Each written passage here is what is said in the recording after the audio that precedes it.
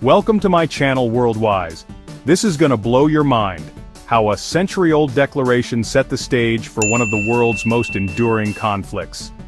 In the early 20th century, Palestine was a diverse and vibrant region within the Ottoman Empire, home to Arab Muslims, Christians, and Jews, living together in a complex social fabric.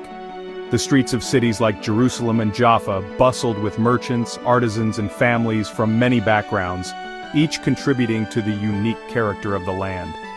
While religious identity shaped daily life, a shared local identity and the Arabic language unified much of the population. Cities such as Jerusalem and Jaffa were slowly modernizing, with new schools, railways, and businesses appearing alongside ancient traditions and architecture. But beneath the surface, new ideas were stirring. Arab nationalism began to take root, inspired by movements across Europe and a growing desire for independence from Ottoman rule. Intellectuals and activists gathered in cafes and meeting halls, debating the future of their homeland.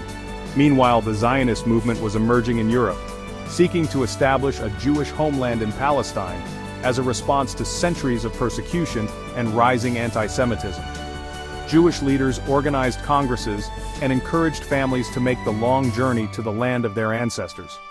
The first waves of Jewish immigration, known as Aliyah, began in the 1880s.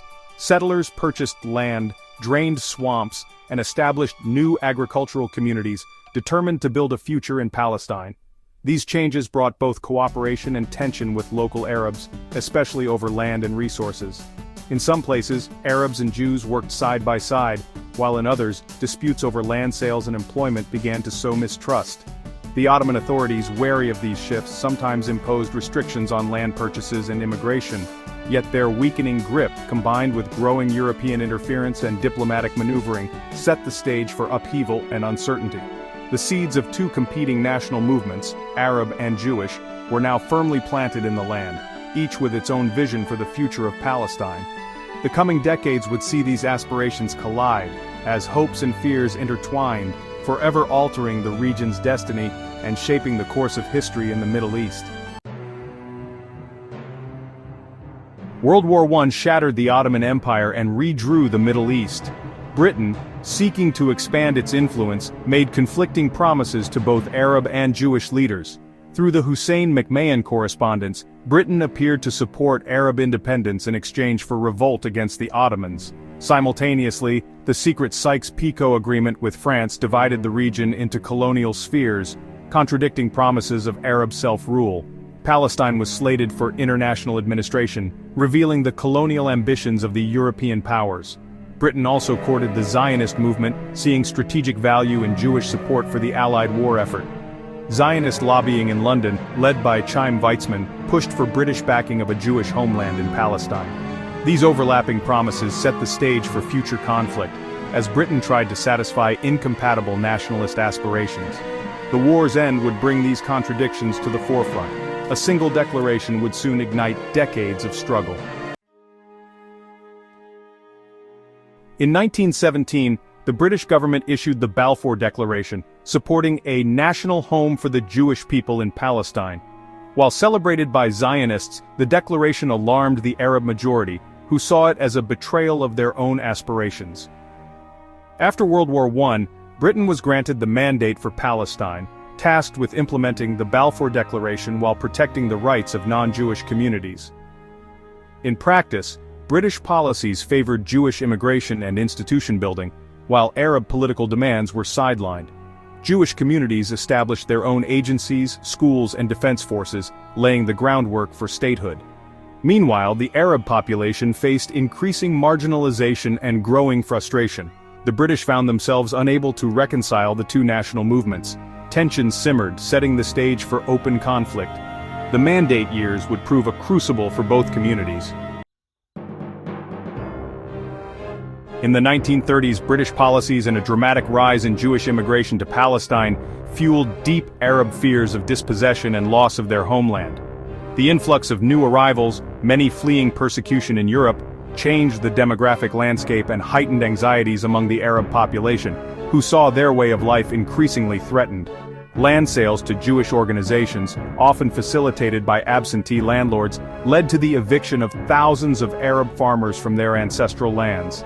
This process deepened resentment and created a sense of injustice and betrayal within the Arab community, as families were forced to leave homes they had cultivated for generations. In 1936, these tensions erupted into the Great Arab Revolt, a mass uprising that swept across Palestine. Arabs demanded an end to Jewish immigration, a halt to land sales, and called for national independence, hoping to assert their rights and future in their homeland.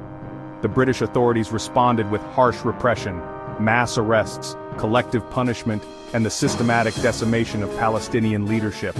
Villages were raided, curfews imposed, and entire communities suffered under martial law. Though the revolt was crushed by 1939, it left the Arab community politically shattered and deeply demoralized, with many leaders imprisoned, exiled, or killed. Recognizing the depth and complexity of the conflict, the British proposed partitioning Palestine into separate Jewish and Arab states, hoping to resolve the crisis and restore order. Zionist leaders, though divided, reluctantly accepted the idea of partition as a possible path to statehood. Arab leaders, however, rejected it outright, refusing to accept the loss of their land and the division of Palestine.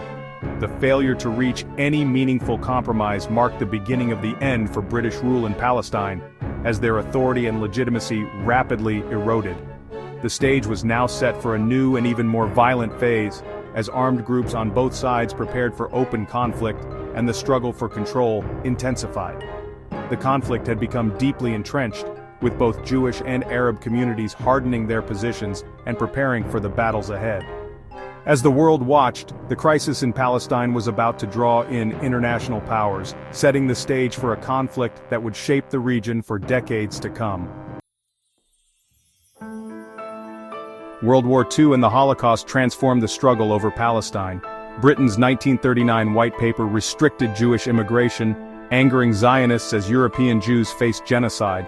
The Holocaust's horrors galvanized global support for a Jewish state, as survivors sought refuge in Palestine.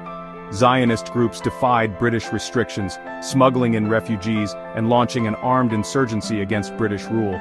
By 1947, exhausted and unable to contain the violence, Britain decided to end its mandate and handed the issue to the United Nations. The world now faced the challenge of resolving the conflict. The fate of Palestine would soon be decided on the international stage. The next chapter would be even more explosive. In 1947, the United Nations proposed partitioning Palestine into separate Jewish and Arab states, with Jerusalem under international control. The plan gave the Jewish state 55% of the land, though Jews made up less than a third of the population. Zionist leaders accepted the plan, seeing it as the long-awaited chance for statehood and refuge. The Arab leadership and neighboring states rejected it, viewing it as an unjust imposition and a continuation of colonialism. Violence erupted immediately, escalating into civil war as the British withdrew. On May 14, 1948, David Ben-Gurion declared the State of Israel. The next day, Arab armies invaded, launching the First Arab-Israeli War. Israel emerged victorious, expanding its territory beyond the UN plan. The proposed Arab state never materialized. The conflict had entered a new, more volatile era. The 1948 war, known to Palestinians as the Nakba, marked a turning point in the region's history, as over 750,000 Palestinians were forced from their homes, becoming refugees almost overnight. Their right of return has remained unresolved for generations, leaving families clinging to memories and the hope of one day returning home.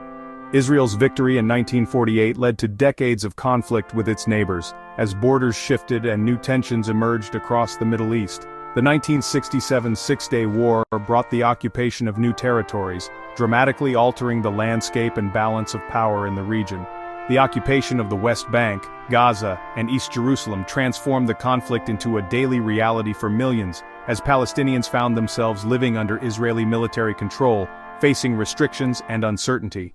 The PLO, led by Yasser Arafat, emerged as the main voice of Palestinian resistance, first through armed struggle, and later through diplomatic efforts on the world stage. The First Intifada in 1987 marked a mass uprising against occupation, uniting Palestinians in a call for self-determination and drawing global attention. This uprising eventually led to the Oslo Accords in the 1990s, a moment of cautious optimism and international involvement. The Oslo process created the Palestinian Authority, giving Palestinians limited self-rule in parts of the West Bank and Gaza. It promised a path to peace, raising hopes for a new era of coexistence and stability. But core issues, borders, refugees, and the status of Jerusalem, remained unresolved. Continued settlement expansion on occupied land and the eruption of a second intifada deepened mistrust and violence on both sides. Hopes for a two-state solution faded as negotiations stalled and peace talks broke down. Violence and disillusionment grew, leaving communities scarred and families grieving.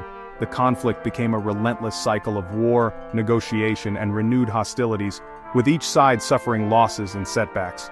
Through it all, the dream of peace remained elusive, a distant hope for future generations. The collapse of the peace process and the Second Intifada fractured Palestinian leadership between Hamas in Gaza and Fatah in the West Bank. Israel and Egypt imposed a blockade on Gaza, creating a humanitarian crisis and repeated cycles of war. Settlement expansion in the West Bank further eroded hopes for a viable Palestinian state. In October 2023, a major Hamas attack on Israel triggered a devastating war in Gaza, with massive casualties and destruction. International bodies warned of famine and investigated war crimes, but diplomacy stalled. Violence spread to the West Bank and the Israel-Lebanon border.